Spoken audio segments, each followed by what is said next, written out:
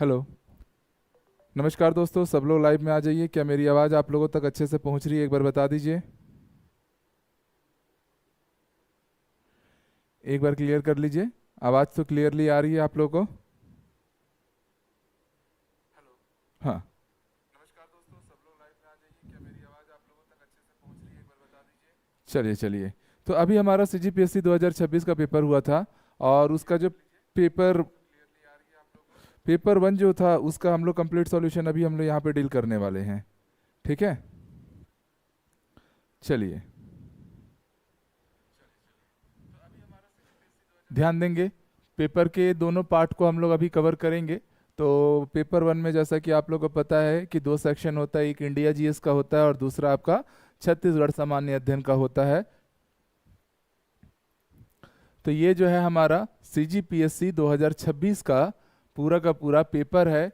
और इस पेपर में ये जो सेट है सीजीपीएससी 2026 जो पेपर वन है, और उस पेपर वन में ये हमारा सेट सी का मैं आप लोग के बीच में पूरे प्रश्नों का सटीक आंसर लेकर आ रहा हूं। और यकीन करिए कि जब मॉडल आंसर की भी आएगा तब लगभग 95% से ज़्यादा आंसर इससे मैच करेंगे। ठीक है, तो थोड़ा समय लेकर आराम से आप लोग के बीच में सारे प्रश्नों का हम लोग जो सबसे सटीक जवाब हो सकता है वो लेकर आए हुए हैं। तो चलिए, इससे साथ ही साथ आप लोग का पूरा एक एनालिसिस भी हो जाएगा कि कितने प्रश्न आपके सही हुए, कितने गलत हुए। एक सवाल जो बच्चों का है कि सर पेपर का लेवल कैसा था, तो देखिए सीजीजीएस अच्छे लेवल का, बहुत अच्छा लेवल का पूछ दिया था। इंडिया जीएस में थोड़ी सी राहत जरूर रही थी, मगर इकोनॉमिक्स के सेक्शन के क्वेश्चन ज़्यादा देखने को मिले, और इकोनॉमिक्स वाला पार्ट जो होता है करंट अफेयर्स से रिलेटेड हो जाता है। तो ऐसे में बच्चों का थोड़ा सा ध्यान अगर उस प्रिपरेशन के दौरान उस सेक्शन में रहा होगा तो वो बेहतर परफॉर्म किए होंगे। ठीक है, चलिए प्यारे साथियों, तो सेशन को स्टार्ट कर देते हैं। पूछा गया है कि सर निम्नलिखित में से किस वर्ष में भारतीय रुपये का अवमूल्यन नहीं किया गया था? ठीक है, बोल रहा है in which of the following year Indian rupee was not devalued. तो भैया 1949 में किया गया था, 1966 में किया गया था, 91 में किया गया था। कब नहीं किया गया था? तो आंसर लेना सर 1998। चलिए नेक्स्ट क्वेश्चन की ओर बढ़ जाते हैं। अभी हम लोग इसका डायरेक्ट आंसर की लेंगे, क्योंकि पेपर आप लोगों ने दे दिया होगा और मुझे बहुत उम्मीद है कि आप लोगों ने पेपर बहुत बेहतर तरीके से दिया होगा। तो हम सीधे आंसर की पे बात कर रहे हैं अभी। ठीक है, दूसरा क्वेश्चन पूछा गया, ये बहुत कॉमन क्वेश्चन है, ये क्वेश्चन कई बार रिपीट किया हुआ क्वेश्चन है, ये पहले भी परीक्षाओं में पूछा हुआ सवाल है। तो ये रिपीट क्वेश्चन में मैं आप लोग को बोल सकता हूँ। पूछा गया है जूते हुए खेत का साक्ष्य निम्नलिखित में से कहाँ मिला था? तो कहाँ पर आप लोग को साक्ष्य मिला गया था? तो राजस्थान के हनुमानगढ़ में कालीबंगन क्षेत्र से आप लोग के क्या हुआ था? जूते हुए खेतों का साक्ष्य मिला था। ये question Bihar PSC, Jharkhand PSC सब जगह रिपीट किया हुआ प्रश्न है। क्वेश्चन नंबर 3, धाराओं की आंतरिक प्रवासन के ग्रामीण शहरी धाराओं के निम्नलिखित 4 प्रकरणों पर विचार कीजिए। और बोल रहा है सांख्यिकी एवं कार्यक्रम क्रियान्वयन मंत्रालय द्वारा आयोजित आवधिक श्रम बल सर्वेक्षण 2020 के अनुसार 2021 के अनुसार दिए गए प्रतिशत के अनुसार उपयुक्त को अवरोही क्रम में व्यवस्थित करना है। और बात सवाल किस पे हो रहा है सर? आंतरिक प्रवासन पे। आंतरिक प्रवासन पे बात हो रहा है। तो एक बात समझिएगा, प्रवासन में सबसे ज्यादा प्रवासन कहाँ से कहाँ होता है? तो आपको पता है ग्रामीण क्षेत्र से लोग प्रवासित होके शहरी क्षेत्रों में ज्यादा जाते हैं। वेरी गुड आफ्टरनून सभी को। पूरा पीवाईक्यू जो आप लोग का 2025-26 का जो कहना चाहिए, एक्चुअल में 25 में आया था नोटिफिकेशन, इसको लिए इसको 25 का पेपर मानते हैं, पर पेपर होता 26 में है। ठीक है, तो पूरा हम लोग सटीक एनालिसिस ले रहे हैं कि उनसे प्रश्न का क्या आंसर आएगा। तो इस क्वेश्चन का जो एक्चुअल आंसर आएगा दोस्तों, तो सबसे ज्यादा प्रवासन कहाँ होता है? तो सर ग्रामीण क्षेत्र से, ग्रामीण क्षेत्र में अवरोही क्रम में पूछा गया है। उसके बाद फिर आप लोगों का ग्रामीण क्षेत्रों से शहरी क्षेत्रों में, शहरी क्षेत्रों से शहरी क्षेत्रों में प्रवासन का दर कम होगा, और शहरी क्षेत्रों से ग्रामीण क्षेत्रों में प्रवासन तो बहुत कम ही होता है। तो ये जो सीक्वेंस है ये वाला 1 2 3 4 ये बिल्कुल सही था, इसलिए आंसर इसका सी लेना है। अच्छा क्वेश्चन नंबर 4, निम्नलिखित में से कौन सी समिति राजकोषीय उत्तरदायित्व एवं बजट प्रबंधन FRBM अधिनियम 2003 से संशोधन के लिए गठित की गई थी? कौन सी समिति गठित की गई थी? तो याद रखिएगा ये NK सिंह समिति थी। और ये NK सिंह समिति जो था 2003 में व्यापक समीक्षा के बाद भारत सरकार ने 2016 में इस कमेटी के चीजों को यूज किया था। ठीक है, अगला क्वेश्चन, इब्न बतूता द्वारा अरबी भाषा में कौन सी यात्रा वृत्तांत लिखा गया था? ये सवाल भी रिपीटिंग क्वेश्चन है, पहले भी पीएससी की शोभा बढ़ा चुका है। सफरनामा था, किताब उल हिंद था, रिहला था या चचनामा था? तो इब्न बतूता के बारे में पूछा गया है, तो उन्होंने किस पुस्तक को अपनी अरबी भाषा में यात्रा वृत्तांत के रूप में लिखा था? तो रिहला को। किसको? रिहला को। लैंग्वेज ओरिएंटेड सेक्शन के प्रश्न आपको ज्यादा दिखे हैं, पाली भाषा में, संस्कृत भाषा में, अरबी भाषा के यात्रा वृत्तांत, इन पे 3-4 प्रश्न आप लोग को इस पेपर में दिखे हैं। तो एक पैटर्न हम लोग को ये भी समझ में आ रहा है कि भैया किताबों के ऊपर खूब सवाल अभी पीएससी के फेवरेट जोन में चल रहा है। अगला क्वेश्चन, केंद्रीय बजट 2025 और 26 के अनुसार, सभी लोग सेशन को लाइक शेयर कर दीजिएगा और थोड़ा सा आप लोग के सपोर्ट की जरूरत है। इस यूट्यूब चैनल पे सारे एग्जाम से रिलेटेड आपको नोटिफिकेशंस भी मिलेंगे, अलग अलग राज्यों के भी जो एग्जाम्स होते हैं मैं उसको भी अवेयर करते रहूंगा। पेपर्स का सॉल्यूशन, प्रीवियस ईयर्स क्वेश्चन, शिक्षक भर्ती हो, एसआई हो, व्यापम हो, पीएससी हो, सबकी आपको डेली बेसिस पे प्रैक्टिस क्लासेस सब आपको इस यूट्यूब पे फ्री ऑफ कॉस्ट मिलेगी। तो इस यूट्यूब चैनल को जरूर सब्सक्राइब कर लीजिएगा और अपने दोस्तों को भी शेयर कीजिएगा कि वो लोग भी सब्सक्राइब करें, जो भी बच्चे पढ़ाई लिखाई कर रहे हैं, तैयारी कर रहे हैं परीक्षाओं की। चलिए दोस्तों, तो केंद्रीय बजट 2025-26 में दिए गए निम्नलिखित घाटों को सकल घरेलू उत्पाद जीडीपी के प्रतिशत के अवरोही क्रम में आप लोग को व्यवस्थित करना था। तो सबसे ज्यादा जो घाटा हुआ है वो किस क्षेत्र में हुआ है? तो सर सबसे ज्यादा जो घाटा रहा है वो आप लोगों का आया है राजकोषीय घाटा। तो इसका मतलब दूसरा सबसे पहले आना चाहिए, और दूसरा सबसे पहले में 2 ही ऑप्शन है, अवरोही क्रम में पूछा जा रहा है तो उसके बाद कौन सा है? तो सर उसके बाद है राजस्व घाटा, तो दूसरा, और उसके बाद चौथा। तो क्वेश्चन नंबर 6 में जो जवाब लिया जाएगा सर वो हो जाएगा ऑप्शन नंबर डी, फिर प्राथमिक घाटा और फिर प्रभावी राजस्व घाटा लिया जाएगा। तो जिन्होंने डी आंसर लिया है सही लिया है। अगला क्वेश्चन, पृथ्वी का वह मॉडल जिसे कागज की एक सपाट शीट पर छोटे पैमाने को दर्शाया जाता है, इसे क्या कहा जाता है? तो भैया छोटे पैमाने को दर्शाना है तो ये पृथ्वी का लघु पृथ्वी मॉडल के नाम से जाना जाएगा। किसी धमनी में रक्त बलपूर्ण डाला जाता है तो उसे विस्तार की तरंग क्या कहलाएगी? उसे नाड़ी, इसलिए बोलते हैं ना नाड़ी पढ़ा जाता था वैद्यों के द्वारा और वो शरीर में होने वाली गतिविधियों का जानकारी हासिल कर लेते थे। चलिए नेक्स्ट क्वेश्चन है क्वेश्चन नंबर 9, निम्नलिखित में से कौन से निम्नलिखित ग्रंथों में से पाली भाषा, भैया पाली भाषा ब्राह्मी लिपि, पाली भाषा ब्राह्मी लिपि, नाम सुनते ही हम लोग सम्राट अशोक की ओर चले जाते हैं। अशोक के क्षेत्र समय के ये भाषा पाली भाषा थी और लिपि ब्राह्मी लिपि थी। अशोक किसका अनुयायी था? बौद्ध धर्म का अनुयायी था। तो वहां से आप लोग जवाब ले लेंगे कि भैया विनक पिटक, त्रिपिटक ये सब क्या है? बौद्ध धर्म के मशहूर ग्रंथ हैं। तो इस क्वेश्चन का भी जवाब क्या हो जाएगा सर? पाली भाषा में लिखी हुई जो ग्रंथ है, सर्वश्रेष्ठ ग्रंथ, वो विनय पिटक है, बौद्ध धर्म से संबंधित ग्रंथ है।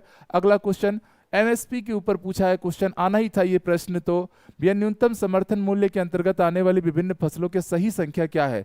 5 दालें हैं, 7 अनाज है और 7 तिलहन है, मतलब तीनों के तीनों सही हैं। आंसर लिया गया ऑप्शन नंबर डी। अगला क्वेश्चन, निम्नलिखित में से कौन सा राज्य सरदार सरोवर बांध, सरदार सरोवर बांध कौन सी नदी पर है सर? नर्मदा नदी पर है। अब अगर ये नर्मदा नदी पर सरदार सरोवर बांध है तो मध्य प्रदेश, राजस्थान, गुजरात, ये तीनों राज्य इससे लाभार्थी होंगे। कौन सा लाभार्थी नहीं है? तो सर वो हो जाएगा आपका पंजाब। पंजाब में सतलुज नदी, भाखड़ा नांगल, इनसे संबंधित रहता पंजाब। पर बस सवाल पूछा गया सरदार सरोवर बांध, तो कौन लाभार्थी नहीं है? जवाब है सर पंजाब राज्य। ये क्वेश्चन अभी अलग अलग पीएससी में पूछा भी गया है। स्वर्णिम चतुर्भुज राष्ट्रीय राजमार्ग योजना, ये क्वेश्चन भी आप लोग को बहुत फेमस है, अभी ट्रेंडिंग में भी रहा है और आ चुका है एक आध एग्जाम में पहले भी।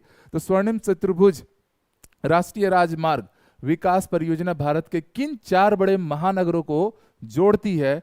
तो याद रखना सर दिल्ली, मुंबई, चेन्नई और कोलकाता। आंसर कौन सा लिया जाएगा सर? क्वेश्चन नंबर 12 में दिल्ली, मुंबई, चेन्नई और कोलकाता। चारों दिशाओं के प्रमुख महानगरों को जोड़ रही है, हर एक दिशा में ना। सर दिल्ली बीच में हो गया, मुंबई नीचे हो इधर, फिर चेन्नई और कोलकाता उस side, east west north south सब कवर कर रहा है। ज्ञान के निम्नलिखित, इसलिए तो चतुर्भुज बोला गया है ना, ज्ञान के निम्नलिखित स्रोतों में से किसे कुमारली भट्ट स्वीकार करते हैं परंतु प्रभाकर स्वीकार नहीं करते हैं? तो यह है सर अनुलब्धि ज्ञान को। क्या आंसर होगा सर? Option number D. तो जो भी स्टूडेंट आंसर डी लिए होंगे बिल्कुल सटीक आंसर है। सभी लोग सेशन को अपना प्यार भी देते चलिएगा, पूरा सटीक आप लोग को जवाब कराया जा रहा है और यही मोस्ट ऑफ द आपके आंसर सटीक निकलेंगे। ठीक है, अगला क्वेश्चन, नीति आयोग द्वारा राष्ट्रीय बहुआयामी निर्धनता सूचकांक में सम्मिलित निम्नलिखित में से कौन से दो संकेत यूएनडीपी द्वारा अपने बहुआयामी निर्धनता सूचकांक में सम्मिलित नहीं किए गए हैं? देखो सवाल में पूछा गया है नहीं किए गए हैं, तो क्वेश्चन नंबर 14 में क्या जवाब हो जाएगा? तो ये हो जाएगा sir option number A, bank खाता और मातृत्व स्वास्थ्य, इसको यूएनडीपी द्वारा बहुआयामी निर्धनता के अंतर्गत सम्मिलित नहीं किया गया है। तो 14 में बिल्कुल आंसर ए हो जाएगा। क्वेश्चन नंबर 15, प्राचीन भारत में 7वीं शताब्दी ईसा पूर्व की किस महाजनपद में सरयू नदी के तट पर अयोध्या नगर अवस्थित था? भैया सरयू पार ब्राह्मण, आप लोगों ने सुना होगा, ब्राह्मणों में दो चीज ली जाती हैं। ठीक है, सरयू नदी के उत्तर वाले दक्षिण वाले जैसा भी है। तो भैया सरयू नदी किस महाजनपद से संबंधित है? तो कौशल। आप लोगों ने छत्तीसगढ़ जो है दक्षिण कौशल के नाम से जाना जाता था, और अयोध्या, इसी को अयोध्या बोला जा रहा है, इसे हम उत्तर कौशल बोलते थे। ठीक है, अब आपको पता है भगवान रामचंद्र के दो पुत्र थे, लव और कुश। तो जो लव जी थे उन्हें क्या मिला? उत्तर कौशल, और क्योंकि वो बड़े बेटे थे तो अयोध्या की गद्दी पर वो बैठे। और आपको पता है जो भानुमंत की पुत्री माता कौशल्या थी, उनके पुत्र श्री रामचंद्र जी, और उनके पुत्र कौन थे? कुश थे। तो कुश को छत्तीसगढ़ मिला था, जिसमें आप लोग सिरपुर को क्या पढ़ते हैं? कुश स्थली। तो दक्षिण कौशल उत्तर कौशल, ये क्या है? कौशल महाजनपद।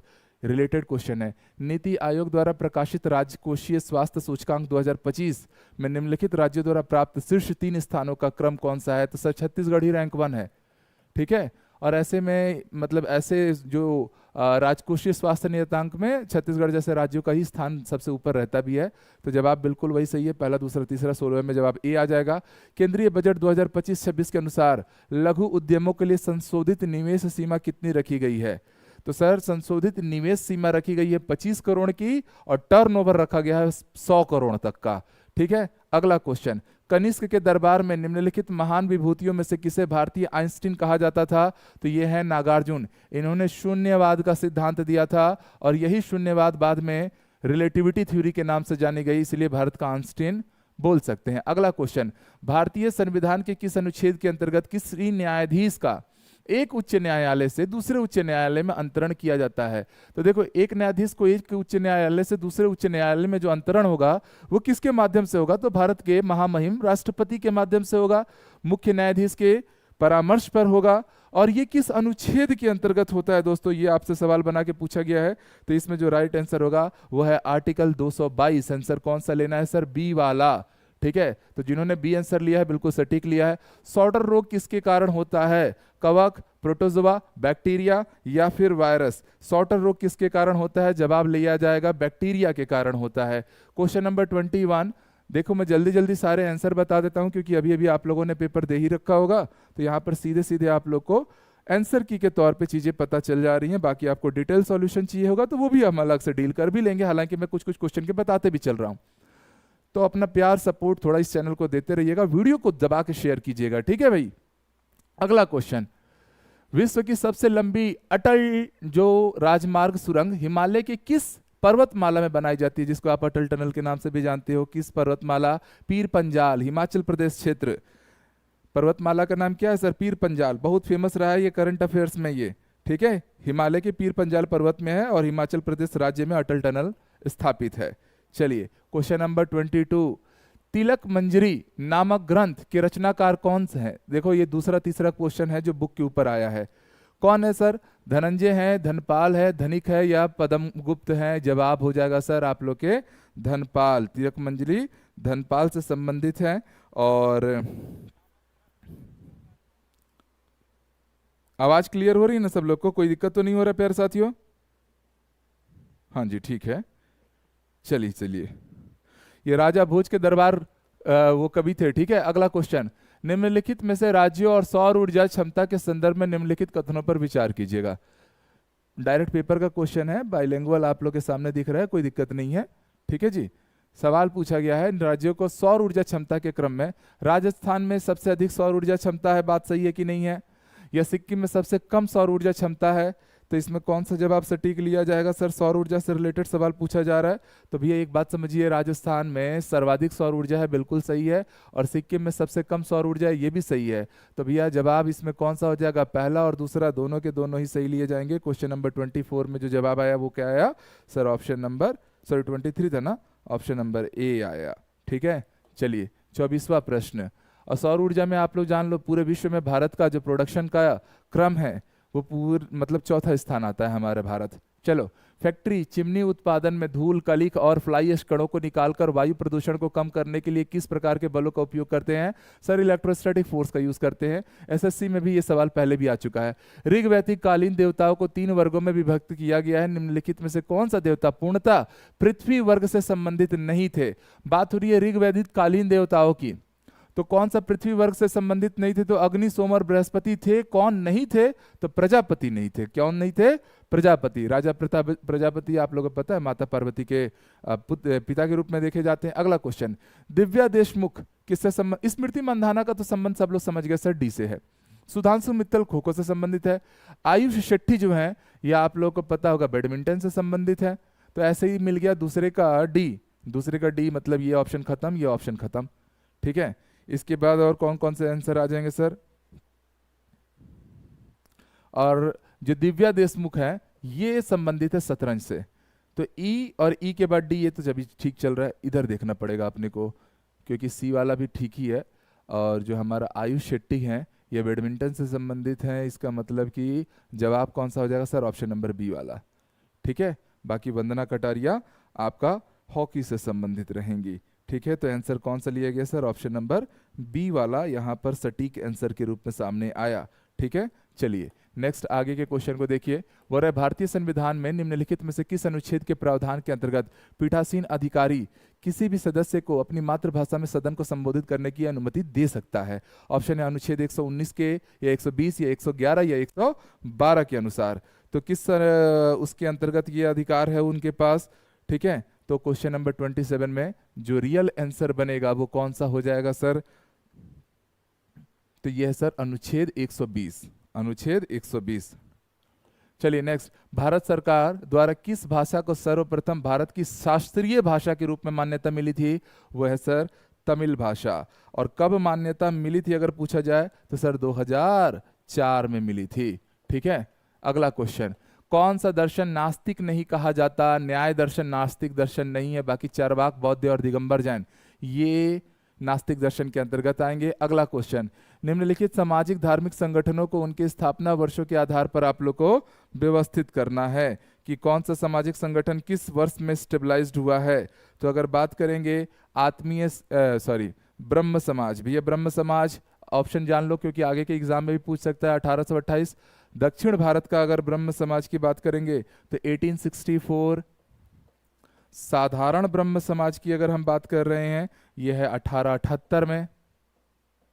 और आत्मीय समाज की अगर हम बात करेंगे तो इसका गठन हुआ था 1815 में। इसका अर्थ है अगर कलाक्रम के अनुसार अगर मैं व्यवस्थित करूंगा तो चौथा सबसे पहले आना चाहिए, तो चौथा सबसे पहले और फिर उसके बाद पहला आना चाहिए। जवाब कौन सा लिया गया सर? ऑप्शन नंबर सी वाला यहां पर सटीक जवाब बनके सामने आया है। ठीक है,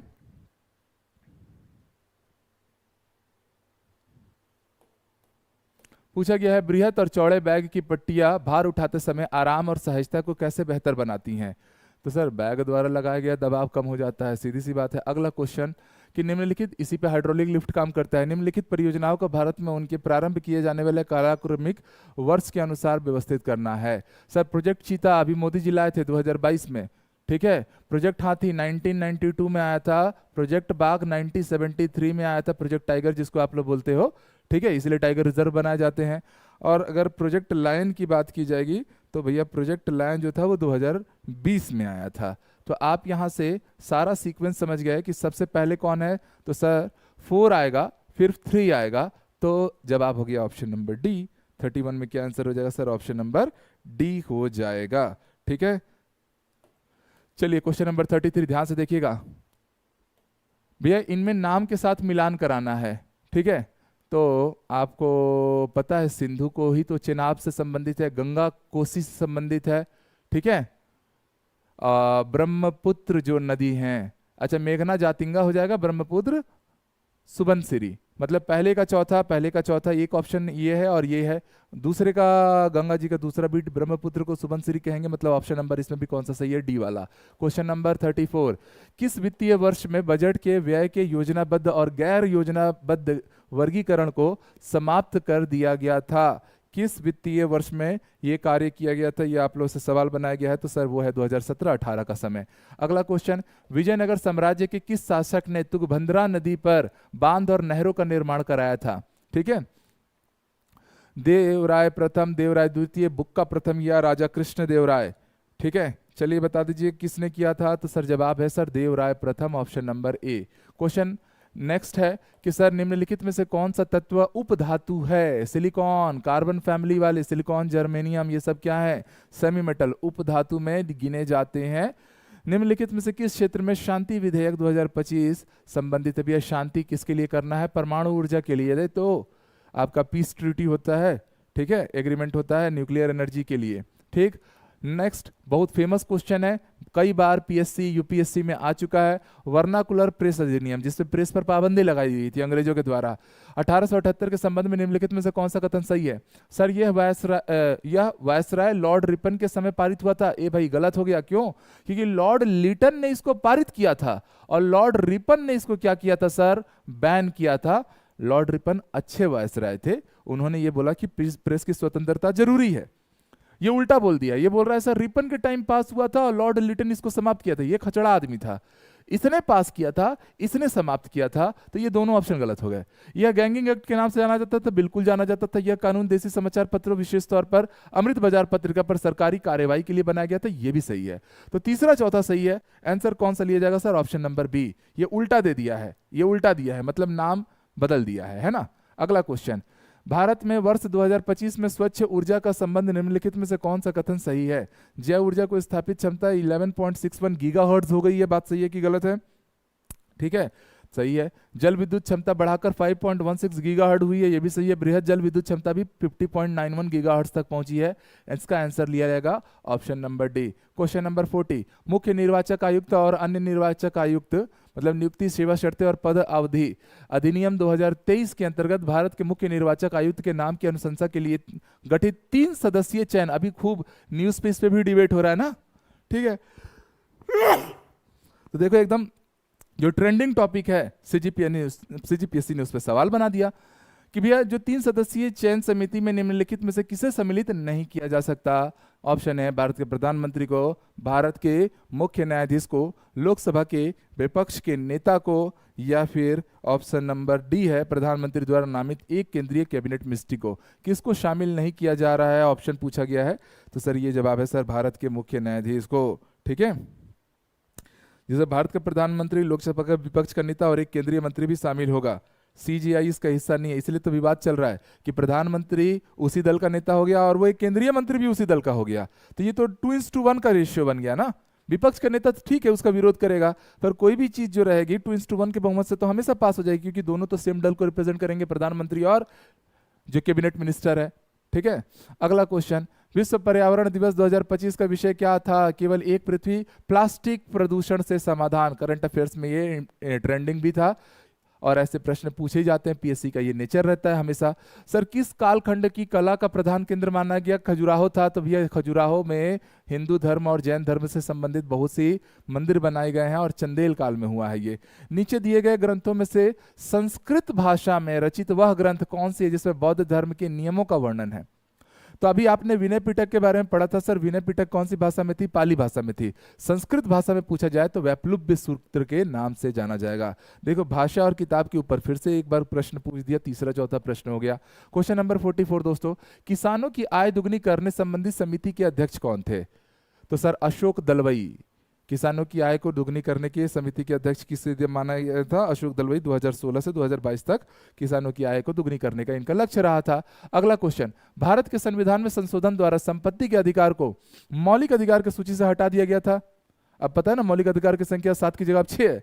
संविधान के किस अनुच्छेद के अंतर्गत एक साधारण कानूनी अधिकार में परिवर्तित किया गया? मौलिक संपत्ति के अधिकार को साधारण कानूनी अधिकार में किस अनुच्छेद के द्वारा परिवर्तित किया गया था? तो आर्टिकल 300A। ये क्वेश्चन पहले भी अन्य राज्यों के पीएससी में रिपीट कर चुका आर्टिकल है, मतलब क्वेश्चन है। अगला क्वेश्चन, शैल निर्माण के संदर्भ में प्लास्टोसिन शब्द का सर्वप्रथम प्रयोग किसने किया था? तो किसने किया था दोस्तों? तो याद रखिएगा ये सर आप लोग का सर चार्ल्स लै। ऑप्शन कौन सा इसमें सही हो जाएगा? ऑप्शन ए सही हो जाएगा, ठीक है। अगला क्वेश्चन, वे कौन से दो प्राचीन ग्रंथ हैं जिन्हें 2025 में यूनेस्को ने विश्व स्मृति रजिस्टर में अंकित किया? अभी ये क्वेश्चन बिहार पीएससी के शिक्षक भर्ती में भी आया, एक दो जगह और रिपीट कर दिया। ये जवाब होगा सर भगवत गीता और रामायण। अगला क्वेश्चन है, खाद्य श्रृंखला के विभिन्न पोषी स्तरों में ऊर्जा स्थानांतरण का अध्ययन को क्या कहते हैं?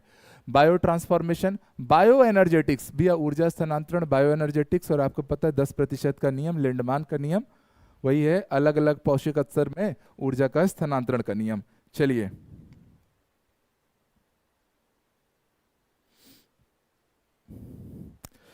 जो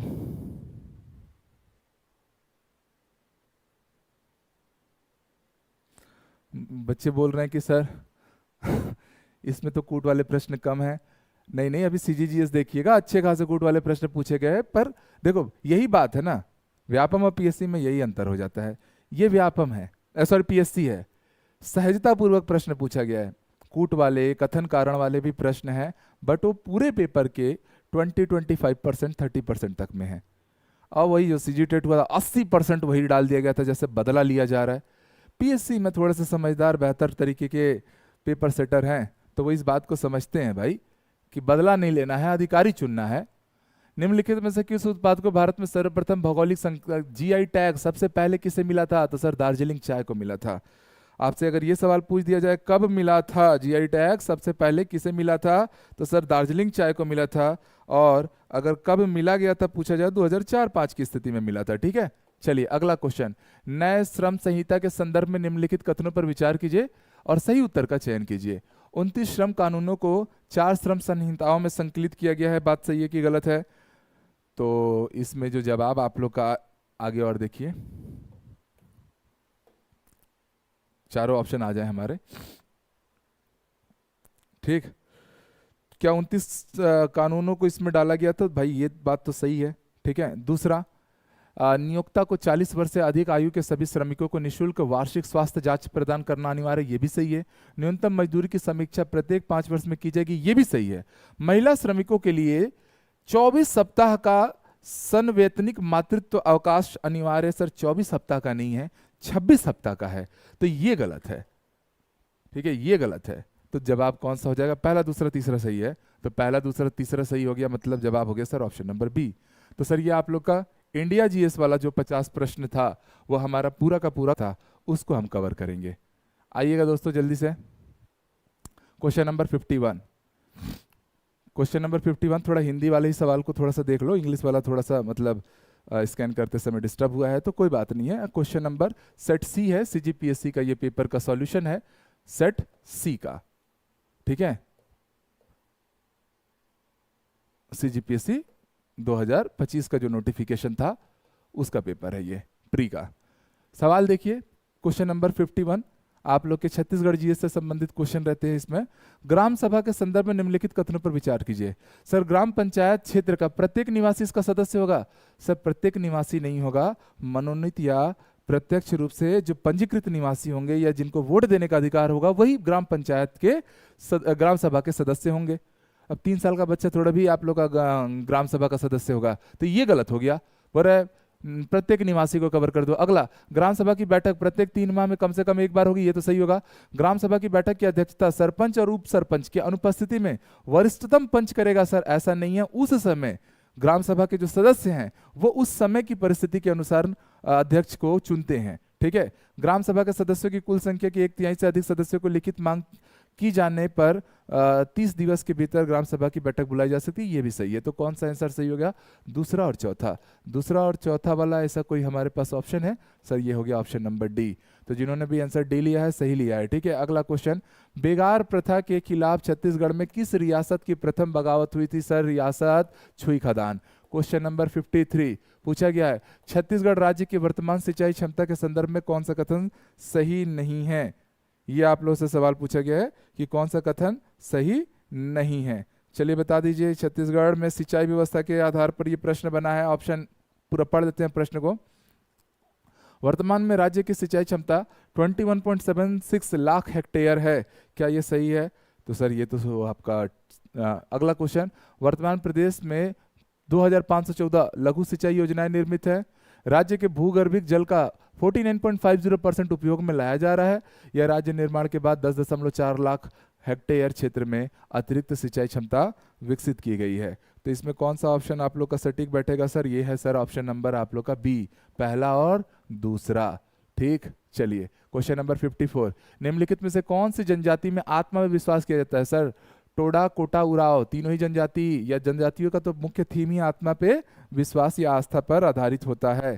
ठीक, तो तीनों जनजाति लिए जाएंगे, आंसर हो जाएगा सर ऑप्शन नंबर डी। अगला क्वेश्चन हो जाएगा, छत्तीसगढ़ के दंडकारण्य मतलब बस्तर क्षेत्र की बात हो रही है में कृषि से संबंधित निम्नलिखित में से कौन सा या कौन से कथन सही है?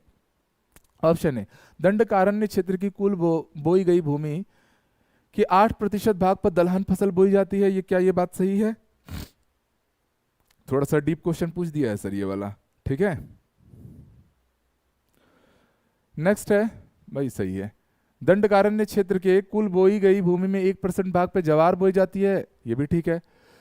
खरीफ के अंतर्गत चना, देखो ये क्वेश्चन एक्चुअल में ना क्वेश्चन टफ पूछा था, पर ना बच्चा ना ऑप्शन से आंसर चुरा सकता था।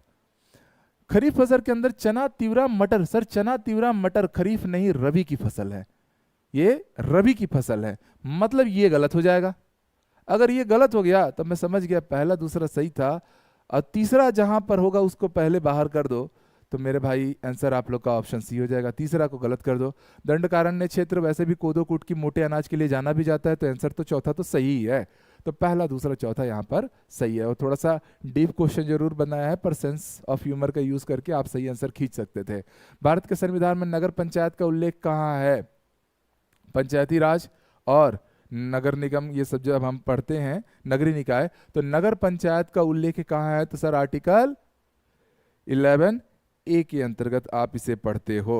74वें संविधान संशोधन में इसको शामिल किया गया था। खुरिया पठार में सबसे ऊंची चोटी कौन सी है? पंडरा पाट है, बरजू डी है, या भंवर पहाड़ है, या तेंदू पाट है? ठीक है, कौन सा है? तो सर ये है पंडरा पाट। और ये खुड़िया पहाड़ी कहाँ जानी जाती है? तो सब लोग को पता है, जसपुर क्षेत्र के अंतर्गत रहता है ये। ठीक है, ये आप लोग का बगीचा क्षेत्र, बगीचा तहसील। आइए अगला क्वेश्चन, घोटुल, घोटुल किस जनजाति के लिए जानी जाती है? मुड़िया जनजाति के युवा गृह का नाम है। उसमें सामूहिक मनोरंजन गीत कौन सा होता है? तो सर हुल्की पाटा के नाम से जाना जाता है। ठीक है, छत्तीसगढ़ के शुष्क शाल वन के बारे में निम्नलिखित में से कौन सा कथन सही है? कूट वाले प्रश्न यहाँ पर बड़े भर भर के दिए गए हैं सीजीजीएस में। इंडिया जीएस में ऐसा था कि थोड़ा इकोनॉमिक सर्वे और ये सारी चीजों पे करंट अफेयर्स के क्वेश्चन ज्यादा गिराए गए थे, खेलकूद से संबंधित 1-2 प्रश्न दिखे बस, और मतलब वेटेज जो था वो थोड़ा सा ऐसा था कि बच्चा बना जाए। पर सीजीजीएस में काफी डीप लेवल पे क्वेश्चन पूछे गए हैं, इसलिए लास्ट में कट ऑफ पे बात करेंगे। ठीक है दोस्तों, कि कितना तक कट ऑफ जा सकता है। ठीक है, हाँ, पूछा गया है छत्तीसगढ़ के शुष्क शाल वन के बारे में निम्नलिखित में से कौन सा कथन सही है? शुष्क शाल वन कनाई, रास, पीड़िया और परकुटा विकास खंड के ढालों में पाए जाते हैं, या शुष्क शाल वन की ऊंचाई 21 से 22 सेंटीमीटर, ये तो ठीक है, शुष्क से मीटर तक होती है, सेंटीमीटर नहीं। शुष्क शाल वन लेटराइट मिट्टी युक्त समतल पठारी क्षेत्रों में जहां जल का निकास अच्छा है वहां पर मिलते हैं, या फिर लास्ट ऑप्शन दिया हुआ है आप लोग का शुष्क सालवन डोंगरगढ़ और खैरागढ़ रेंज में पाए जाते हैं। तो सर चारों सही हैं, जवाब लिया जाएगा ऑप्शन नंबर डी। हालांकि मैं थोड़ा डाउटफुल हूँ इस क्वेश्चन में, हो सकता है व्यापम या सॉरी पीएससी अलग आयोग भी वो ले ले। छत्तीसगढ़ में गार्नेट खनिज निम्नलिखित जिलों में कहाँ पाया जाता है? सर गार्नेट खनिज रेयर मिनरल्स के रूप में गरियाबंद, जसपुर और बीजापुर क्षेत्र में। छत्तीसगढ़ में बिहई किसका एक प्रकार है? सर पारंपरिक लोक विवाह का गीत है। मतलब ये क्या है? नृत्य है, चौक है, लोकगीत है, या लोक नाट्य है? सर ये लोकगीत के रूप में जाना जाएगा, विवाह के उत्सव में होता है। ठीक है, 1918 में उराव बगावत के समय सरगुजा रियासत के शासक कौन थे? तो सर रामानुज शरणहीत सरगुजा रियासत के शासक थे। अगला क्वेश्चन, आवास से संबंधित निम्नलिखित कथन किस जनजाति से संबंधित है? परंपरागत रूप से खद्दर या घर या वन खद्दर, भीठी घर या लाड़ी या नान अक लाड़ी, 3 प्रकार के आवास बनाए जाते हैं। कौन बनाता है? बैगा, दोरला, मुंडा या उपरोक्त में से कोई नहीं? तो जवाब है सर बैगा। ठीक है, और ये जनजाति केवल बैगा ही में ही नहीं पाई जाती है, ये कोरवा और बैगा जैसे पिछड़ी जनजातियों में पाई जाती है। कोरवा ऑप्शन में दिया नहीं था, तो जवाब हमने किसको लिया? बैगा को लिया। ठीक है, अगला क्वेश्चन है क्वेश्चन नंबर 64। छत्तीसगढ़ राज्य में ग्राम पंचायतों का वार्डों में विभाजन किया जाता है, राज्यपाल के द्वारा, राज्य निर्वाचन आयुक्त के द्वारा। तो भैया गांव में जो वार्ड बांटे जाते हैं ना, उसी से वार्ड मेंबर भी चुने जाते हैं। तो ये राजस्व जिला कलेक्टर के द्वारा या फिर ऐसे जो हमारे अधिकारी होते हैं उनके द्वारा किया जाता है। ठीक है, अनुभागीय अधिकारी जिनको आप बोलते हो। खारून नदी से संबंधित निम्नलिखित में से कौन सा कथन सही है? देखो, नदी ड्रेनेज सिस्टम पे क्वेश्चन आने ही आने रहते हैं। यह दुर्ग जिले में महत्वपूर्ण नदी है। एक्चुअल में सर ये दुर्ग जिले से संबंधित नहीं है, ये बालोद जिले के पेटाचुआ पहाड़ी से निकलती है या पेटाचुआ नाम के गांव से निकलती है, अपन तो इसको घूमे भी हैं। तो दुर्ग जिले की महत्वपूर्ण नदी है। ऑप्शन देखिए, एक्चुअल में तो बालोद जिले की है, इसका उद्गम चौराहा नाला के पेटाचुआ से हुआ है, ये सही है। दुर्ग रायपुर सीमा के अंतर्गत लगभग 80.85 किलोमीटर बहती है। इस नदी की ढाल के अनुरूप 300 मीटर से 150 मीटर तक में प्रवाहित होती है, ये भी सही है। पर देखो ऑप्शन क्या दिया ना सर, सब में ए दिया है, सब में 1 दिया है। इसका मतलब सर ये जो क्वेश्चन है ये थोड़ा सा कॉन्फ्लिक्ट में फंसेगा क्वेश्चन, इसलिए फंसेगा क्योंकि यहाँ दुर्ग नहीं लिखना चाहिए था, लिखना भी चाहिए था तो दुर्ग ऑब्लिक बालोद लिखना चाहिए था। ठीक है, अब क्या है, इसमें कोई भी आंसर आप गलत नहीं ले सकते ना, ये सब में तो 1 है ही, तो आप किसी एक को काट तो सकते ही नहीं हो, और ये वाला आंसर भी नहीं। मतलब आप ये मान के चलो कि सर 1 को भी लेना है और ये बाकी सारे तो लेने ही लेने हैं, आंसर हो जाएगा इसका डी वाला, हालांकि कोई बच्चे इसको क्लेम कर सकता है। ठीक है, चलिए अगला क्वेश्चन है, भारतीय संविधान का कौन सा अनुच्छेद राज्य को ग्राम पंचायत के गठन का निर्देश देता है? Sir article 40।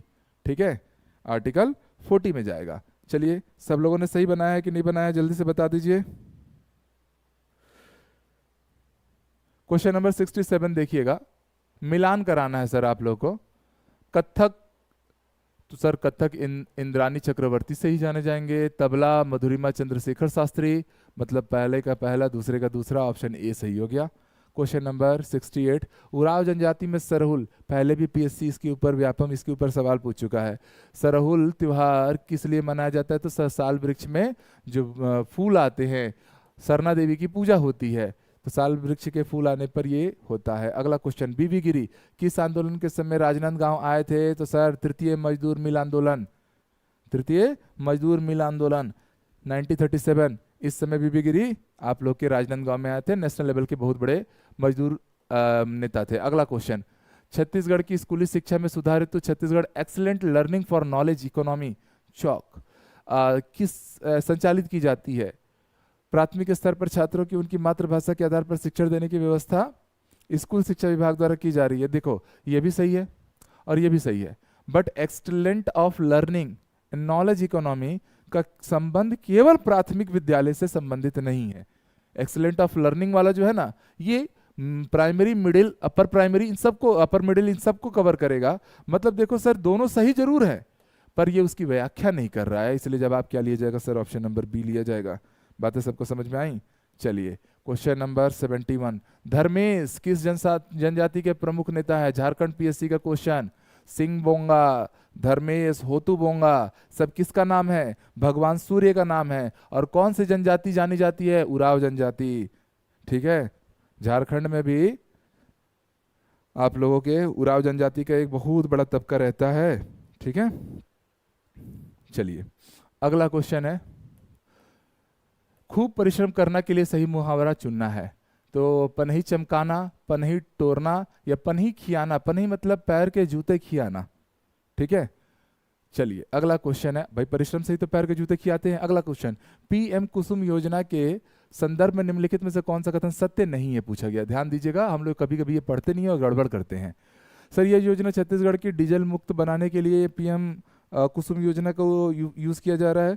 ठीक है, डीजल मुक्त के साथ साथ इसका पंपों को बढ़ावा भी देना है, ये मेन है, तो ये तो बात सही है। इस योजना का वर्तमान बजट 2025-26 में इस योजना के लिए 326 करोड़ का प्रावधान किया गया है। क्या ये ऑप्शन सही है? ठीक है,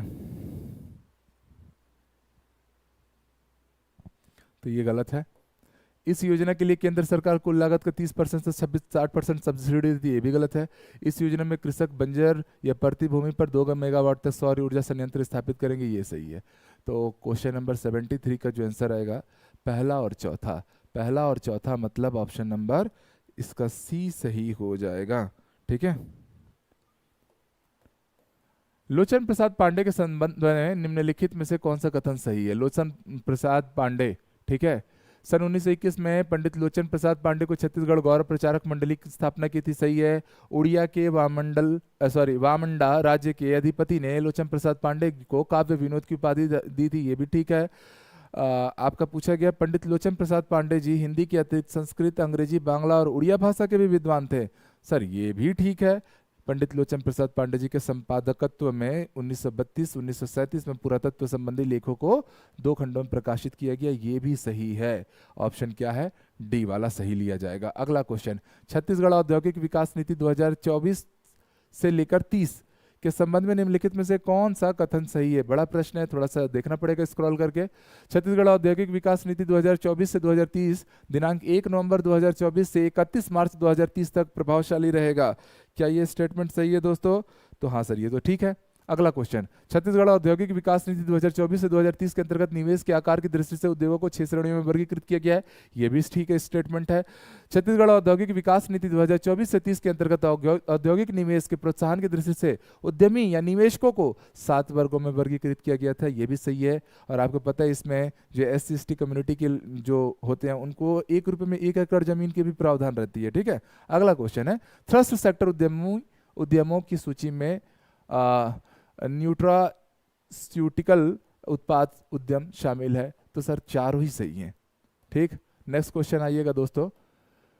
बड़े बड़े प्रश्न दे दिए गए हैं और कूट वाले भी प्रश्न बड़ा मिला मिला के दिया गया है, तो CGGS वाला पार्ट आप खुद देख पा रहे हो कि अच्छा खासा वेटेज मेंटेन किया है, लेवल ऑफ डिफिकल्टी को छू रहा है। इंडिया जीएस में थोड़ा मॉडरेट मतलब मीडियम टाइप के पेपर था, बट CGGS में बहुत डीप पेपर पूछा गया है और वही लोग बना पाए होंगे जिनकी पढ़ाई इस स्तर पे उतना डीप हुई होगी। ठीक है, चलिए क्वेश्चन नंबर 76 को ध्यान से समझिएगा। पूछा गया निम्नलिखित में से कौन सा विकल्प जनपद पंचायत की संरचना में शामिल नहीं है? सर सवाल जनपद पंचायत से संबंधित है। राज्य विधानसभा के समस्त ऐसे सदस्य जिनका निर्वाचन क्षेत्र का भाग पूर्णतः जनपद क्षेत्र में आता है निर्वाचित हुए, बात सही है, जो जनपद पंचायत के सदस्य में आ जाते हैं। राज्य विधानसभा के समस्त ऐसे सदस्य जिनका निर्वाचन क्षेत्र का भाग अंशतः जनपद पंचायत क्षेत्र में आता है निर्वाचित हुए, ये भी सही है। जनपद पंचायत के प्रादेशिक क्षेत्र के सरपंचों का एक पंचमांश मतलब 1/5 चक्रानुक्रम में 1 वर्ष की अवधि के लिए एक ऐसा विहित प्राधिकारी द्वारा लॉट निकालकर अवधारित किया जाता है, ये भी सही है। क्वेश्चन नंबर डी देखिए, लोकसभा के सदस्य, भैया लोकसभा के निर्वाचित सदस्य जनपद पंचायत में क्यों जाएंगे जी? जिला पंचायत से होंगे संबंधित। ये किससे संबंधित होंगे? जिला पंचायत। और सवाल किसका था? जनपद पंचायत का। तो भैया कौन सा इस संरचना का अंग नहीं है? तो ऑप्शन नंबर डी, लोकसभा का निर्वाचित सदस्य। अगला क्वेश्चन है, पंचायत उपबंध जिसे अनुसूचित क्षेत्र का विस्तार अधिनियम 1996 के अनुसार ग्राम में साधारणतया कौन शामिल होता है? ठीक है, तो आप सबने पेशा अधिनियम 1996 का नाम सुना होगा, उसी का अनुसूचित क्षेत्रों का विस्तार अधिनियम कहा जाता है, पेशा एक्ट। अभी मुख्यमंत्री जी ने भी और राज्य के गृह मंत्री जी ने भी, जब नक्सल हिंसा बहुत ज्यादा हो रही थी छत्तीसगढ़ में, तो आपने देखा था उनके वक्तव्य में भी पेशा एक्ट की बहुत बात हो रही थी कि इसको लागू करना है बस्तर संभाग में। पूर्वा और पूर्वों का समूह होता है, यह समुदाय संविष्ट होता है, यह कम से कम 200 की जनसंख्या होती है। सर ये तो पक्का कौन सा शामिल होगा ये पूछा गया क्वेश्चन नंबर 77 में। तो देखिए पहला होगा, दूसरा होगा, ये नहीं होगा। परंपराओं और रूढ़ियों के अनुसार कार्यकलापों का प्रबंधन होगा, तो पहला, दूसरा, चौथा जवाब हो जाएगा सर ऑप्शन नंबर बी।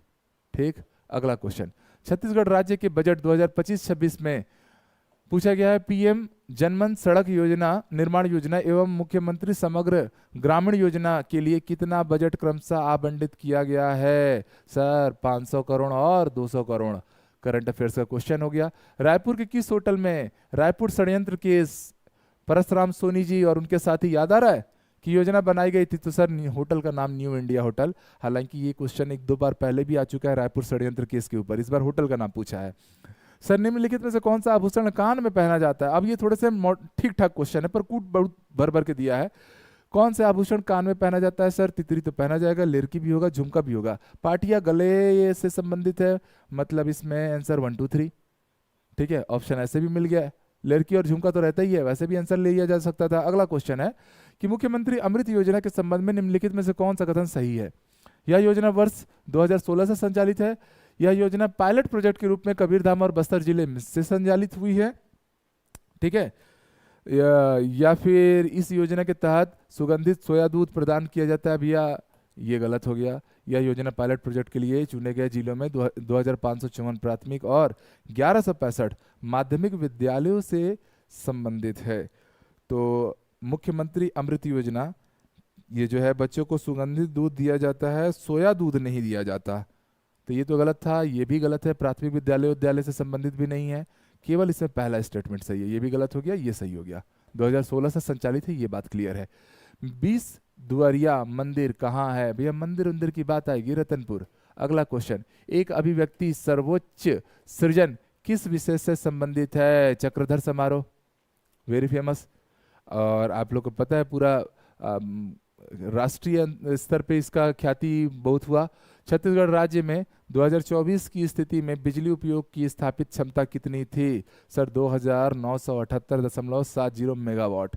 अगला क्वेश्चन है क्वेश्चन नंबर 85। सर छत्तीसगढ़ में मराठा शासनकाल के संबंध में निम्नलिखित में से कौन सा कथन सही है? सर छत्तीसगढ़ में मराठा शासनकाल में हलों की संख्या के आधार पर किसानों पर कर निर्धारित किया जाता था। चलिए बताइए क्वेश्चन सही है कि गलत है, मतलब स्टेटमेंट सही है कि गलत है? सर ये तो सही था। अगला क्वेश्चन, मराठा शासनकाल में भूमि माप कर उसके अनुसार निर्धारण किया जाता। सर ये पहला तो सही था, हलों की संख्या के आधार पर होता था।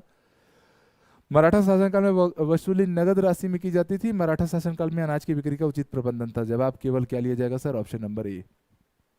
ठीक, चलिए क्वेश्चन नंबर 86। सर बिंबा जी की मृत्यु आपको पता है कब हुई थी? सर बिंबा जी की मृत्यु तो सर 1787 1787 में। ठीक है, उनके समकालीन कौन था? तो उनके समकालीन था जॉर्ज फॉस्टर, 1790 में आया था रतनपुर। तो इसके किस विदेशी ने उनका कहा कि भाई जनता काफी दुखी थी? तो जॉर्ज फॉस्टर। कोटली जलप्रपात पहले ही पीएससी पूछ चुका है, किस नदी पर है? सर कन्हार नदी, बगीचा तहसील से निकलती हैं। ठीक है, ईव नदी, कन्हार नदी दोनों। ठीक, पर्रा भरलाई काव्य संग्रह के लेखक कौन है? फेमस है कृति ये। तो पर्रा भरलाई डॉक्टर गोरेलाल चंदेल है, डॉक्टर बिहारी लाल साहू है, या पंडित श्यामलाल चतुर्वेदी हैं? तो पर्रा भरलाई पंडित श्यामलाल चतुर्वेदी। क्वेश्चन नंबर 88 में क्या आंसर हो गया सर? Option number C. पहले ये हमारे हिंदी के टेक्स्ट बुक का सिलेबस के अंदर भी था ना ये वाला। छत्तीसगढ़ के पांडु वंश के शासन के संबंध में निम्नलिखित में से कौन सा या कौन से कथन सही है? पांडु वंश के शासन में सरपुरीय राजवंश की सत्ता समाप्त होने के पश्चात पांडु वंश ने अपना दक्षिण कौशल में स्थापित किया। हर्षगुप्त को परम माहेश्वर कहते थे। भैया पांडु वंश में ही आपने महाशिवगुप्त तीवरदेव या महाशिवगुप्त बालार्जुन का नाम सुने हुए। पुलकेशिन द्वितीय से जब युद्ध हुआ तब आपको पता है कि हर्षवर्धन जो भारत की दिल्ली की गद्दी में बैठे थे और इधर से बालार्जुन, इनकी संयुक्त सेना लड़ी थी। तो भैया हर्षगुप्त के परम महेश्वर कहते थे, बिल्कुल, क्योंकि ये उनके अधीनस्थ थे। हर्षगुप्त के शासनकाल में राजधानी सिरपुर से विष्णु मंदिर का निर्माण हुआ। बसाटा देवी, याद आ रहा है, लाल ईंटों का मंदिर। तीवरदेव के पश्चात हर्षगुप्त, महान्यन और चंद्रगुप्त ने क्रमशः शासन किया है। ये गलत है, मतलब ये वो है, स्टेटमेंट सही नहीं है। हमसे क्या पूछा गया था सर? कौन सा कथन? हो स्टेटमेंट भी पूछा गया, कौन सा कथन सही नहीं है? तो कौन सा कथन सही नहीं है पूछा जाए तो ये तो गलत है। ठीक है, इसमें आप कौन सा आंसर लेंगे सर? हर्षगुप्त के शासनकाल में राजधानी सिरपुर में विष्णु मंदिर का निर्माण हुआ।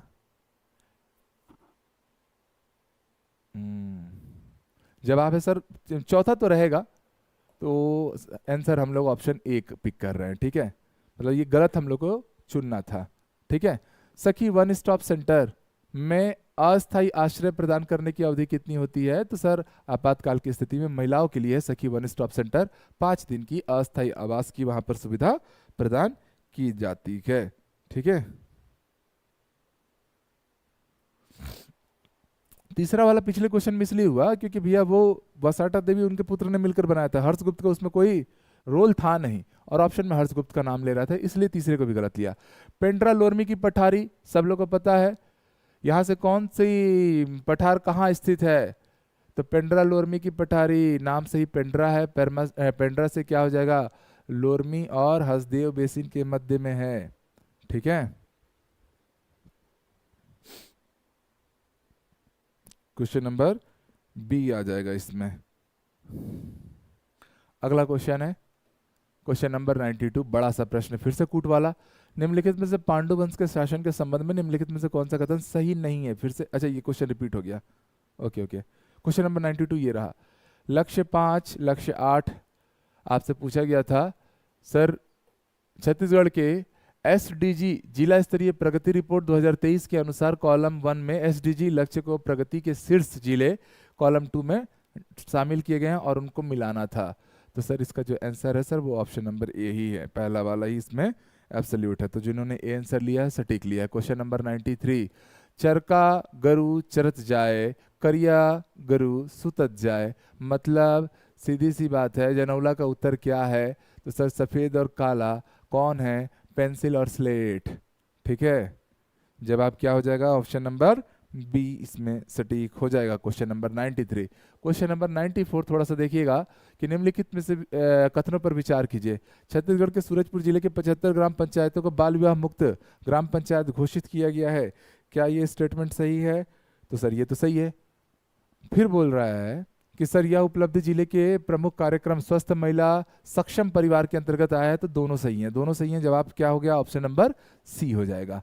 ठीक, अगला क्वेश्चन 95 नंबर कि अधिकरण कथन, देखो अधिकरण कथन पे पूरे पेपर में गिनती के 2 या 4 ही सवाल थे, 2-4 सवाल ही रहे, तो इसलिए बहुत घबरा मत जाओ, थोड़ा सेंसिबिलिटी अच्छी रहती है। इनको पता है कि भैया हमको चुनित भविष्य के अधिकारियों को चुनना है, बाकी आयोग क्या कर रहे हैं पता नहीं। ठीक है, पैटर्न ऐसा रखिए, पर हाँ पेपर थोड़ा सा मैं कहूँगा कि मॉडरेट से अपर लेवल का था, ये आप मान के चलिए। चलिए दोस्तों, अगला क्वेश्चन आप लोगों से क्या पूछा गया है? नहीं नहीं, ये जो चैनल है ये मेरा नया चैनल है, स्टूडेंट को लग रहा है सर ये फेक चैनल है, नहीं। अब मेरी जितनी भी क्लासेस होंगी वो सत्यजीत फाउंडेशन क्लासेस का जो हमारा नया यूट्यूब चैनल बना है, मैं अपने मुंह से बोल रहा हूँ इस बात को, उसी पर होंगी। ठीक है, और जितने भी हमारे व्यापम के जैसे अभी मंडी निरीक्षक है, आगामी शिक्षक भर्ती है, और भी जितने भी एग्जाम है, प्रयोगशाला परिचारक, प्रयोगशाला सहायक, लैब अटेंडेंट, विज्ञान प्रयोगशाला, पीएससी के भी जो भी अच्छे पेपर्स होते हैं, उन सब लोग के लिए मंडे से स्पेशली आप लोग की एमसीक्यू सीरीज चालू हो रही है, जिसमें चैप्टर वाइज हम टॉपिक वाइज, मैथ्स हो गया, साइंस हो गया, तो साइंस तो टॉपिक वाइज एमसीक्यू होगा। तो मंडी वाला अभ्यर्थी हो, शिक्षक भर्ती वाला हो, सभी को देखना है। ठीक है, आपका कहना चाहिए कि आपका सोशल साइंस, आपका सीडीपी, हिंदी, इंग्लिश, ये सारे टॉपिक वाइज आपकी एमसीक्यूज इस चैनल पर फिर से चालू होने वाले हैं। मतलब रोजाना आपको 6 से 8 घंटे की निशुल्क कक्षाएं, टॉपिक वाइज कक्षाएं हमारे अब आप इसी यूट्यूब चैनल से प्राप्त करेंगे। तो सभी लोग सब्सक्राइब कर लीजिए, क्योंकि आपको पता है कि जो मेहनत हमारी टीम करती है वो आपकी सफलता में बड़ा महत्वपूर्ण रोल रखती है। तो सभी लोग को वीडियो शेयर कर देना, और आपकी जिम्मेदारी है कि आप कम से कम 3 लोग को बताएंगे कि भैया सर का ये नया यूट्यूब चैनल है, इसको सब्सक्राइब कर लीजिए, और उन 3 लोगों को बोलिएगा कि वो अगले 3 लोगों को बताए। ठीक है, बात मानना है। चलो क्वेश्चन में आ जाते हैं, तब तो अच्छी चीजें फैलेंगी।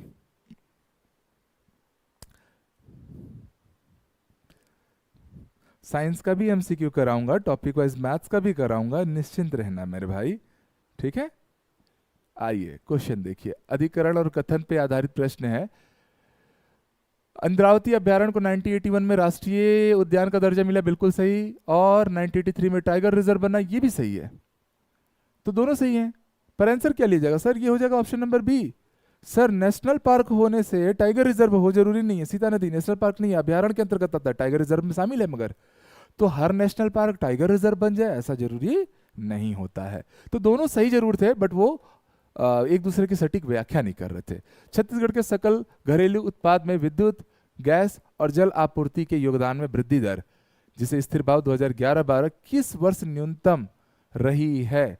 सर 2022-23 में सबसे न्यूनतम रही है। किस वर्ष न्यूनतम रही है सवाल पूछा गया है, तो सर जवाब है सर 22-23 में ही रही है। प्रधानमंत्री कृषि सिंचाई योजना, जैसे कि आपको पता है राज्य में 3 प्रमुख प्रधानमंत्री कृषि सिंचाई योजना है, भारत में 99 है, उसमें से हमारे यहाँ 3 है। कौन कौन से? राजीव गांधी, संजय गांधी, एक मनियारी नदी आ जाती है, एक आप लोग का खूटा घाट जलाशय और किलो, ठीक है, जिसको हम दिलीप सिंह जुदेव सिंचाई योजना के नाम से जानते हैं, ठीक है। सुमित कह रहे हैं सर सबसे पहले आंसर की आप ही लेकर आते हैं। बिल्कुल सुमित, ये भरोसा बना रखना। और इतना रहता है कि हमारा जो आंसर की रहता है, जैसे अभी आप लोगों ने सीजी टेट के पेपर में भी देखा, रैंडम पेपर था, कूट उट वाले भयंकर प्रश्न थे, किसी सोर्स से मिल भी नहीं सकते थे। पर जो मैंने आंसर दिए, व्यापम ने जब मॉडल आंसर की भी जारी किया, हमने उसको क्लेम किया कि भैया व्यापम ने गलतियां की हैं, ठीक है। मैं ये नहीं बोलता कि 100% सत्य होगा, पर मैं ये जरूर बोलता हूँ कि सर 95% या उससे ज़्यादा ही आपके क्वेश्चन यहाँ पे सही होंगे। पर पीएससी का एक एटीट्यूड है, वो गलत जवाब को भी अगर आंसर ले लिया है तो हमको वो मानना होता है, बड़ी बॉडी है ना। चलिए आइए, प्रधानमंत्री कृषि सिंचाई योजना के अंतर्गत स्प्रिंकल सेट और ड्रिप सिस्टम उपलब्ध कराने जाने हेतु लघु सीमांत और अन्य कृषकों को कितने प्रतिशत अनुदान दिया जाता है? सर लघु और सीमांत तो छत्तीसगढ़ में ज़्यादा है, 76% है, उनको 55% मिलेगा, और बाकी अन्य किसानों को 45% मिलेगा। ऑप्शन ए ही सही है इसमें तो। अगला क्वेश्चन है, सर छत्तीसगढ़ में खीर जैसा व्यंजन कौन सा है? खीर जो भारत में एक कहना चाहिए कि खुशी का प्रतीक होता है। पहले ज़माने में लोग जन्म दिवस होता था, सालगिरह होती थी, खीर खिलाते थे, आजकल लोग केक काटते हैं, वेस्टर्न कल्चर आ गया है। तो छत्तीसगढ़ में खीर जैसा व्यंजन क्या है? लीमड़ है, खुरमी है, या चौलेसर है, या तारामई है? तो छत्तीसगढ़ के व्यंजनों के ऊपर यहाँ पर सवाल पूछ दिया गया है, इसे हम लोग क्या बोलते हैं? तारामई। अगला क्वेश्चन, छत्तीसगढ़ में पाए जाने वाले खनिज, इसको एक बार चेक भी कर लेना ना, छत्तीसगढ़ में पाए जाने वाले खनिज और उनके स्थान को सम्मिलित करना है। क्वार्टजाइट, माइका, लेड और फायर क्ले। देखो यहाँ पर गोल्ड, कॉपर के या आयरन के ऊपर बात ही नहीं किया, सबसे ज्यादा रेयरेस्ट वाली यहाँ पर पूछ दिए गए। कौन सा इसमें सटीक आंसर मिल जाएगा सर? तो इसमें जवाब हो जाएगा सर ए वाला, ठीक है। क्वार्टजाइट तो पेंड्री में है, माइका जो है गुड़ी पुरवा में रहेगा, और लेड है छिराई पानी में, फायर क्ले भलई लुंड्रा, ठीक है। चलिए क्वेश्चन नंबर 100, आखिरी प्रश्न आपके पेपर का, फिर से कूट वाला प्रश्न। पहले प्रश्न पढ़ लेते हैं, छत्तीसगढ़ में निम्न वर्षा क्षेत्र के संबंध में कौन सा कथन सही नहीं है? देखो बड़ा कंफ्यूज किया इसने, हड़बड़ी में अगर हम लोग पढ़ लेते सही है, सवाल का नेचर बदल जाता। हर बार 3-4 जगहों पे आपने देखा था कि इसने घुमाया, सारा प्रश्न परोसा, लास्ट में छोटा सा डाल दिया नहीं है बोल के। तो ऑप्शन देखिए, निम्न वर्षा क्षेत्र में 1300 से 14 मिलीमीटर वर्षा होती है, ये तो सही है। उत्तर पूर्वी बघेलखंड का अधिकांश भाग तथा महानदी बेसिन का मध्य भाग इसमें सम्मिलित, मतलब आपसे पूछा गया कौन सा सही नहीं है भैया? निम्न वर्षा क्षेत्र में, छत्तीसगढ़ में मैक्सिमम रेनफॉल तो ये रेंज है, और ये निम्न वर्षा क्षेत्र में बोल रहा है, मतलब सही नहीं है। हम लोग वही पिक कर रहे हैं जो सही नहीं है, ये है, इसको पिक करना रहेगा, इसको पिक करना रहेगा, ठीक है। चलिए, क्योंकि 1000 से लेके 1100 मिलीमीटर तक होती है निम्न वर्षा क्षेत्र में। दूसरा बोला जा रहा है सर कि उत्तर पूर्वी बघेलखंड का अधिकांश भाग तथा महानदी बेसिन का मध्य भाग इसमें सम्मिलित नहीं है निम्न वर्षा क्षेत्र में। भैया उत्तर पूर्वी बघेलखंड कवर्धा वाला क्षेत्र निम्न वर्षा क्षेत्र के अंतर्गत शामिल तो होता है, ये बोल रहा नहीं है, मतलब हमारे लिए नहीं है, ये रॉन्ग स्टेटमेंट हो गया, और हमको रॉन्ग स्टेटमेंट को ही सही बोलना है, ये भी ठीक था। महानदी बेसिन के मध्य भाग में शिवनाथ पार्क का मैदान, महानदी शिवनाथ दोआब क्षेत्र तथा हसदेव एवं अरपा नदियों की निचली घाटियों में 1100 mm से 1200 mm की मध्य वर्षा होती है। सर ये स्टेटमेंट राइट है, हमको रॉन्ग निकालना था, तो ये नहीं होगा हमारे लिए रियल आंसर में। छत्तीसगढ़ में निम्न वर्षा राज्य के 3 पूर्वी भागों में पाया जाता है, ये भी ठीक है। तो कौन सा आंसर सही हो जाएगा सर? ऑप्शन नंबर सी वाला, पहला, दूसरा और चौथा, ठीक है। तो ये सर आपके पूरे 100 क्वेश्चन जो हमारे पेपर सीजीपीएससी 2026 में पूछे गए, ठीक है, वो सारे क्वेश्चन हमने यहाँ पर आप लोग को डिटेल एनालिसिस के थ्रू समझा दिया, और मुझे पूरी उम्मीद है कि आपको ये पूरे प्रश्न अच्छे से समझ में भी आए होंगे। साथ ही साथ में बहुत अच्छे से आप लोग दोस्तों शेयर करवा दिए रहता हूँ। तो पीडीएफ जो हमारा चैनल का जो डिस्क्रिप्शन लिंक है उसमें आप जाइएगा, डिस्क्रिप्शन में आपको इसका पीडीएफ भी देखने को मिल जाएगा, ठीक है प्यारे साथियों। चलिए, तो यहाँ तक की सारी चीज़ें मुझे लगता है आप लोग को अच्छे से समझ में आ गई होंगी। और इसके तुरंत बाद मैं सभी स्टूडेंट से बोलूँगा कि थोड़ा सा आप लोग का भी सपोर्ट रहे, कि ये जितनी भी हमारी क्लासेस हो रही हैं अब इस यूट्यूब के माध्यम से संचालित होंगी, और बहुत बेहतर तरीके से हम लोग चीज़ों को आगे बढ़ाते हुए जाएंगे। तो जो भी हमारे शिक्षक भर्ती वाले अभ्यर्थी हैं, हमारे मंडी निरीक्षक हो, प्रयोगशाला वाले हो, सभी विद्यार्थियों के लिए जो अलग से जो कक्षाएं आपकी संचालित हो रही हैं, उसके लिए आप लोग इस YouTube को सब्सक्राइब कर लीजिए। रेगुलर आपकी 6 से 8 घंटे की फ्री क्लासेस इस YouTube के माध्यम से होने वाली हैं, तो दोस्तों को भी ज़रूर बता दीजिए। बाकी शिक्षक भर्ती, मंडी निरीक्षक, विज्ञान प्रयोगशाला, प्रयोगशाला परिचारक, इन सभी की स्पेशल क्लासेस ऑलरेडी हमारे एप्लीकेशन पे चल रही है। एप्लीकेशन का नाम जीत फाउंडेशन क्लासेस ही है, तो वहाँ से आप जुड़कर तैयारी को बेहतर कर भी सकते हैं। और आपने पैटर्न देखा कि किस तरीके के अभी पैटर्न में बदलाव हो रहे हैं, कथन कारण के प्रश्न पूछे जा रहे हैं, बट आपने देखा कि पेपर का लगभग 15-20% ही प्रश्न वैसे रहे हैं, CGGS में ज़्यादा थे। कट ऑफ की बात अगर दोस्तों हम करते हैं कि कट ऑफ कितना जा सकता है, तो देखो इस पेपर में कट ऑफ आप मान के चलिएगा, अगर अनरिजर्व्ड की बात हो रही है 100 के ऊपर +5 -5 ही रहेगा। 100 105 ये आप मान के चलिएगा कि एक सेफ साइड माना जा सकता है अनरिजर्व्ड कैंडिडेट के। बाकी ओबीसी में तो थोड़ा ही सही अंतर रहता है, ज़्यादा तो रहेगा नहीं। तो इस तरीके से आप जो भी इससे ऊपर स्कोर कर रहे हैं, आप ये मान के चल सकते हैं कि आप सुरक्षित रहेंगे। आप अपनी तैयारी को आगे बढ़ाते रहिए, ठीक है। अपना वैल्यूएबल कमेंट भी जरूर दीजिएगा। 1-2 प्रश्न अगर गलत होंगे तो उसके लिए मैं पहले ही क्षमा प्रार्थी हूँ, पर इतना मान के चलिएगा कि ज़्यादा से ज़्यादा प्रश्न आपके यहाँ पर सही रहेंगे, और इसका मैं भरोसा आपको दिलाता हूँ, ठीक है। और क्लासेस चल रही हैं, उनके लिए आप एप्लीकेशन को डाउनलोड कर लीजिए, जुड़ जाइए, और कोई भी डाउट होता है, ये नंबर से ऑफिस के, इन पे आप व्हाट्सअप कर सकते हैं, कॉल कर सकते हैं, इंक्वायरी ले सकते हैं। और सभी को एक बार फिर से ऑल द बेस्ट।